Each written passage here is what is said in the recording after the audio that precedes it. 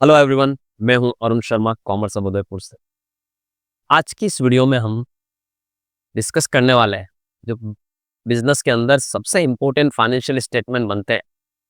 देखिए, अगर आप कॉर्पोरेट्स की बात करें या नॉन कॉर्पोरेट्स की बात करें, तीन फाइनेंशियल स्टेटमेंट बहुत ज़्यादा ज़रूरी होती है और वो नीडफुल भी होते हैं। सबसे पहला होता है इनकम स्टेटमेंट, जिसे आप कहते हो अपना ट्रेडिंग और पीएनएल अकाउंट जो आप बनाते हो वर्टिकल फॉर्मेट में, हम उसको इनकम स्टेटमेंट कहते हैं। दूसरा फाइनेंशियल स्टेटमेंट होता है बैलेंस शीट। सभी को पता है, statement of affairs, balance sheet, one of the very important financial statement. और तीसरा फाइनेंशियल स्टेटमेंट जो होता है वो होता है CFS, cash flow statement. Business में जो कैश का फ्लो होता है, इनफ्लो आउटफ्लो होता है वेरियस एक्टिविटी से, वो हम लोग कैश फ्लो स्टेटमेंट में बेसिकली प्रिपेयर करते हैं।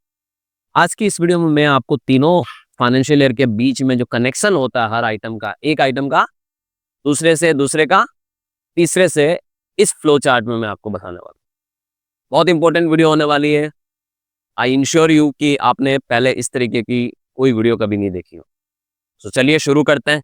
तीनों महत्वपूर्ण फाइनेंशियल स्टेटमेंट के बारे में बता देता हूँ। ये सबसे पहला फाइनेंशियल स्टेटमेंट है इनकम स्टेटमेंट। यहाँ पर मैंने, आप देख सकते हैं, रेवेन्यू बता रखा है, COGS माइनस किया हुआ है, ग्रॉस मार्जिन यानी GP आ रखा है, selling expenses, admin expenses, depreciation minus हो रखा है, ऑपरेटिंग प्रॉफिट आया, उसमें से इंटरेस्ट माइनस हुआ, PBT या EBT आया, अर्निंग बिफोर टैक्स, और उसमें से टैक्स माइनस होके जो आपका earning after tax net income बचता हुआ है।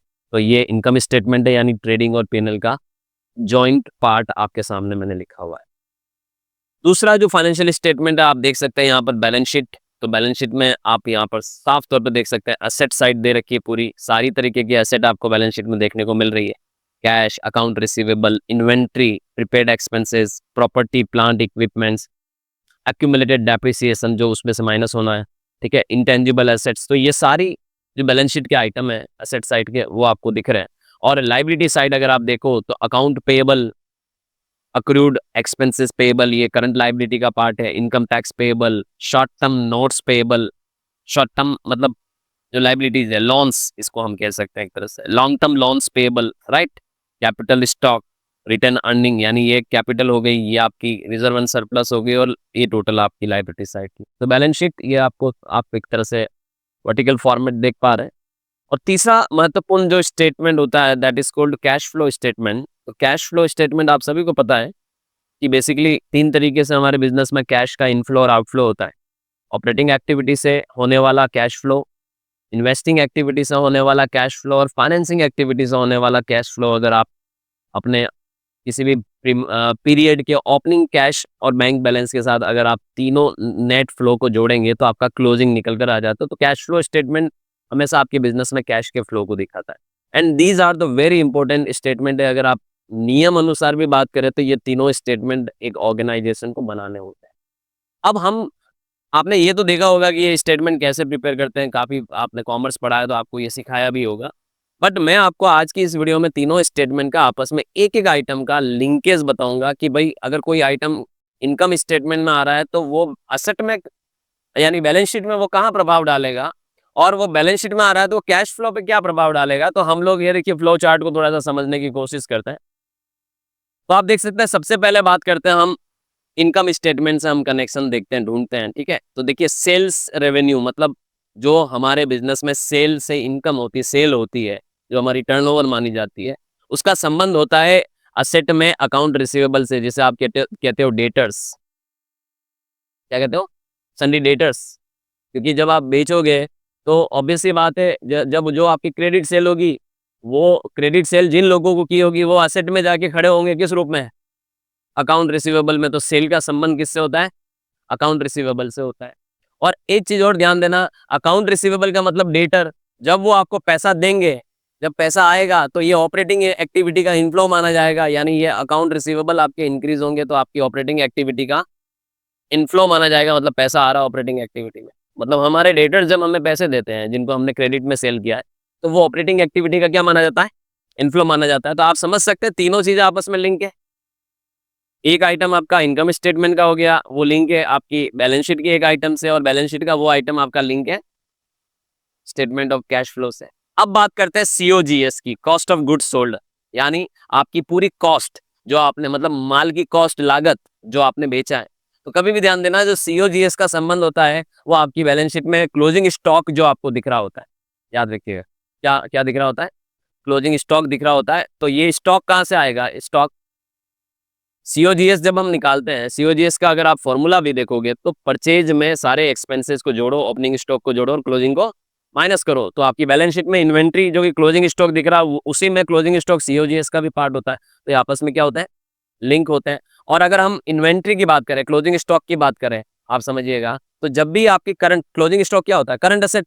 तो करंट असेट जब भी इंक्रीज हो रही है बेसिकली, तो वो ऑपरेटिंग एक्टिविटी में आउटफ्लो माना जाता है।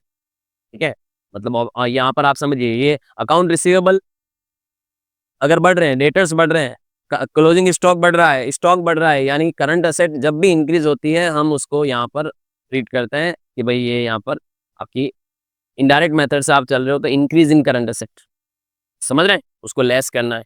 तो ये आपस में कनेक्टेड है। फिर अगर हम बात करें तो आता है सेलिंग एक्सपेंस है, जनरल एक्सपेंस, एडमिन एक्सपेंस वगैरह। तो अगर ये कोई आपने समय से पहले चुकाए हैं तो ये प्रीपेड में भी नजर आ सकते हैं आपको, ये देखिए प्रीपेड एक्सपेंस में भी इनका हिस्सा हो सकता है। और अगर ये आपने समय पे नहीं चुकाए तो ये आउटस्टैंडिंग एक्सपेंसेस में भी नजर आ सकता है। तो अगर आपने कोई भी खर्चे पहले चुका दिए, अभी खर्चा ड्यू नहीं हुआ है, तो करंट असेट में जाके जुड़ जाएगा। और अगर वो खर्चा आपने चुकाया ही नहीं और ड्यू हो गया तो करंट लायबिलिटी में नजर आएगा। ठीक है, और एक और चीज समझिएगा, तो जब वो प्रीपेड एक्सपेंसेस अगर जब भी बढ़ते हैं तो वो भी आपकी ऑपरेटिंग एक्टिविटी में यहाँ पर आपका एडजस्टमेंट में जो net operating cash flow from operating activity निकालने में वो इनडायरेक्ट मेथड में उसको लेस किया जाता है, क्योंकि वो भी करंट असेट है।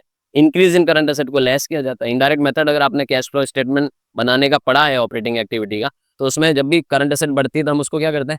घटाते हैं बेसिकली। ठीक है, तो ये आप समझ लीजिए कि प्रीपेड एक्सपेंसेस बढ़ेगा तो आप उसको यहाँ पर घटाओगे। और दूसरी बात है कि अगर आपकी करंट लायबिलिटी बढ़ेगी तो आप उसको यहाँ पर ऐड करोगे। तो देखिए अकाउंट पेएबल अगर इंक्रीज हो रहा है तो हम यहाँ ऐड कर रहे हैं, डिक्रीज अगर आपका account payable prepaid expense increase हो रहा है तो आप उसको लेस कर रहे हो। Cash flow from operating activity निकालने के लिए दो तरीके के मेथड होते हैं, डायरेक्ट मेथड और इनडायरेक्ट मेथड। ज्यादातर केसेस में इनडायरेक्ट मेथड से हम लोग उस अप्रोच को फॉलो करते हैं। इनडायरेक्ट मेथड में करंट असेट बढ़ेगी तो माइनस करेंगे हम, और करंट लायबिलिटी बढ़ेगी तो ऐड करेंगे। तो ये आपकी ऑपरेटिंग एक्टिविटी से संबंध होता है। फिर अगर हम डेप्रिसिएशन की बात करें तो डेप्रिसिएशन का संबंध होता है आपकी फिक्स्ड एसेट्स के साथ, टेंजिबल एसेट्स के साथ। तो ये सीधे सीधे तौर पर आपका, अगर आप अपनी जितनी भी फिक्स्ड एसेट्स है बैलेंस शीट में, आप उसकी जो साल भर में जो डेप्रिसिएट करते हैं उसको, तो वो वहां से वैल्यू जो लेस हो रही है वो आपको यहाँ पर नजर आती है। जैसे ये देखिए 785 रुपये यहाँ पर नजर आ रहा है। सीधा सीधा संबंध डेप्रिसिएशन का बैलेंस शीट की एसेट साइड में फिक्स्ड एसेट्स या टेंजिबल एसेट्स की वैल्यू में से लेस होता हुआ दिखता है, राइट। दूसरा संबंध आपको एक्यूमुलेटेड डेप्रिसिएशन का क्या लगता है? ये एक नॉन कैश एक्सपेंस है, तो ये यहाँ पर जोड़ा जाएगा ऑपरेटिंग एक्टिविटी से कैश फ्लो निकालने के लिए। तो ये देखिए डेप्रिसिएशन को यहाँ पर ऐड किया जा रहा है, तो ये सेकंड संबंध है इसका, राइट। फिर अगर हम बात करें तो इंटरेस्ट एक्सपेंसेस की, तो इंटरेस्ट बेसिकली क्या होता है? अगर आउटस्टैंडिंग है तो वो आपका पेएबल में माना जाएगा, और पेएबल वहां जाके करंट लायबिलिटी को बढ़ाएगा, यानी ऑपरेटिंग इनफ्लो को में जाके ऐड किया जाएगा। और अगर ये जो इंटरेस्ट है, देखिए ऑब्वियस सी बात है कि ये इंटरेस्ट का संबंध किससे होता है? लोन से होता है। इंटरेस्ट आपका किस पे बना होगा? अगर इंटरेस्ट मेरा खर्चे में दिख रहा है तो मैंने कोई ना कोई फाइनेंशियल डेप्थ ली होगी तभी तो वो दिख रहा है। तो अगर मेरे पास कोई short term long term loan है तो उसी पर ये कैलकुलेट होकर आया होगा इंटरेस्ट। तो आप देख सकते हैं इंटरेस्ट की संबंध इन दोनों एक्टिविटी से होती है। और अगर एक और चीज ध्यान दीजिएगा, अगर आपके लोन बढ़ते हैं, मतलब पैसा अगर आप डेप्थ से लेके आते हो तो वो फाइनेंसिंग एक्टिविटी का इनफ्लो माना जाता है। और अगर पैसा आपका लोन कम हो रहे हैं, मतलब आप अपने लोन को चुका रहे हो, तो फाइनेंसिंग एक्टिविटी का आउटफ्लो होता है। तो इनका संबंध भी कैश फ्लो स्टेटमेंट से होता है, याद रखिए। बट इनकम टैक्स का खर्च, जैसे आपका जो भी इनकम हुआ उस पर आपने टैक्स चुकाया, तो अगर आपने टैक्स ड्यू हुआ है, चुकाया नहीं है, तो ये करंट लायबिलिटी में जाके जुड़ जाएगा, आपका इनकम टैक्स पेएबल दिखेगा लायबिलिटी साइड में।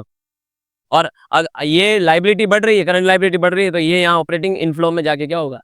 ऐड होगा। आप देखिए ना 83 आपका, ये देखिए इनकम टैक्स एक्सपेंस दिखा रखा आपने 1748 का, ठीक है। और उसमें से आपका 83 प्लस हो रखा है वहां पर, क्योंकि वो आउटस्टैंडिंग है, और आउटस्टैंडिंग वहां लायबिलिटी बढ़ी है तो वहां पर दिख रहा है 83 रुपीज ऑपरेटिंग एक्टिविटी के इनफ्लो में।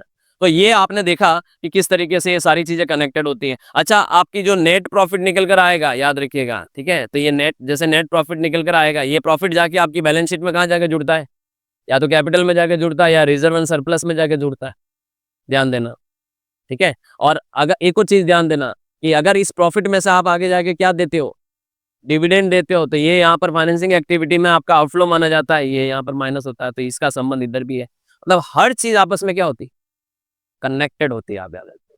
अभी देखिए, अब मैं एसेट पे आता हूँ, ये हो गई पूरी की पूरी पीएनएल की कनेक्टिविटी। अब एसेट पे बातें करते हैं, कैश। अब आप समझिए, कैश का कनेक्शन देखते हैं अपन। ये कैश कहाँ नजर आएगा, कभी भी ध्यान देना, ये जो एसेट साइड में आपका कैश नजर आ रहा है, क्लोजिंग, ये यहाँ लास्ट में जो क्लोजिंग निकल कर आएगा वो होगा। हम जो कैश फ्लो स्टेटमेंट बना रहे हैं उसमें ओपनिंग कैश बैलेंस लिया जाता है, उसमें ये सारे इनफ्लो आउटफ्लो को प्लस माइनस करने के बाद क्या निकल कर आता है, क्लोजिंग निकल कर आता है। तो क्लोजिंग कैश बैलेंस ही यहाँ पर आपको नजर आएगा, तो इसका संबंध उससे होता है। अकाउंट पेएबल की हम बात कर ही चुके हैं। अकाउंट रिसीवेबल अगर आपके बड़े हैं तो आपको वहां पर ऑपरेटिंग एक्टिविटी की इनफ्लो निकालते वक्त उसको माइनस करना है। इन्वेंट्री अगर बड़ी है, स्टॉक बड़ा है, क्लोजिंग स्टॉक, तो वहां माइनस करना है। प्रीपेड एक्सपेंस, मतलब ये सारे करंट एसेट हैं।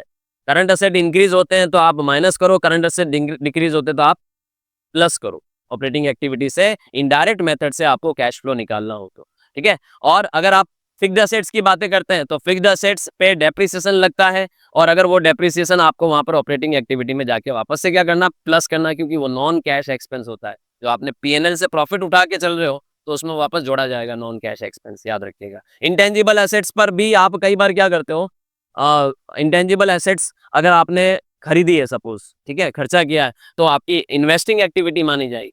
आज आप समझिए, मैंने अपने बिजनेस में पेटेंट, ट्रेडमार्क या कॉपीराइट लाइसेंस लिया, उसके लिए मैंने पैसा दिया, तो मेरा आउटफ्लो हुआ ना।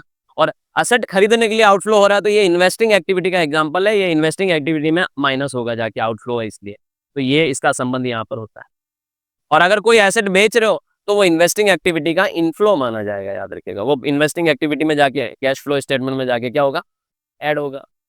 अकाउंट पेएबल, अब लाइबिलिटी में भी बात करें, जो करंट लाइबिलिटी होती है सारी की सारी, अगर वो बढ़ती है तो आप वहां पर ऑपरेटिंग एक्टिविटी में जाके जोड़ो, घटती है तो माइनस करो। तो ये सीधा सा कॉन्सेप्ट है आपको, ओके, मतलब इनका डायरेक्ट संबंध होता है वहां से।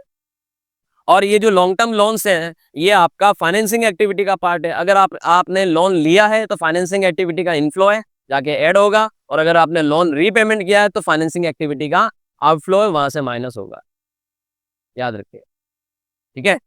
और उसके अलावा अगर हम कैपिटल की बात करें तो अगर और कैपिटल या शेयर कैपिटल इशू की गई है तो फाइनेंसिंग एक्टिविटी का इनफ्लो माना जाएगा, और अगर बिजनेस से कैपिटल विड्रॉ की गई है तो फाइनेंसिंग एक्टिविटी का आउटफ्लो माना जाएगा, यहाँ पर कनेक्ट होगा। और अगर हम रिजर्व्स की बात करते हैं, रिटर्न अर्निंग्स की बात करते हैं, जो जो प्रॉफिट हम बचा के चल रहे हैं, एक्यूमुलेटेड प्रॉफिट की बात करते हैं, तो अगर उससे हमने डिविडेंड बांटे तो फाइनेंसिंग एक्टिविटी का आउटफ्लो माना जाएगा, वो याद रखिएगा। और अगर हम रिटर्न अर्निंग में ये प्रॉफिट आके जुड़ रहा है तो वो यहाँ पर आके बैलेंस शीट पे ये जो प्रॉफिट है वो हमेशा रिटर्न अर्निंग यानी अपनी रिजर्व में आके ये प्लस हो जाता है। तो इस तरह से ये आपस में क्या होता है, कनेक्टेड होता है, सारे के सारे स्टेट। ये फ्लो चार्ट आपको ये समझाएगा, ये जो फाइनेंशियल स्टेटमेंट हम लोग प्रिपेयर करते हैं उनका आपस में गहरा संबंध होता है। हर चीज एक दूसरे स्टेटमेंट से क्या होती है, कनेक्टेड होती है। These are the three financial statement is a very important for every organisation, especially corporates, कंपनियों को तो ये बनाना ही पड़ता है। तो इनकम स्टेटमेंट और बैलेंस शीट तो आप लोग जनरली बनाते हैं। कैश फ्लो स्टेटमेंट हम लोग जनरली इतना नहीं देखते हैं, लेकिन वो भी एक महत्वपूर्ण स्टेटमेंट होता है, और आपस में ये सारे स्टेटमेंट जुड़े होते हैं। इस छोटी सी वीडियो से मैंने आपको ये समझाने की कोशिश की है कि किस तरह से आपस में सारी चीजें क्या रहती है, कनेक्टेड रहती है। आई विश आपको ये वीडियो समझ में आया होगा। अच्छा लगे तो चैनल को जरूर सब्सक्राइब करिए, और प्रैक्टिकल अकाउंटिंग के कोर्सेज आप हमारी एप्लीकेशन डाउनलोड करिए और वहां से परचेज कर सकते हैं। Thank you so much.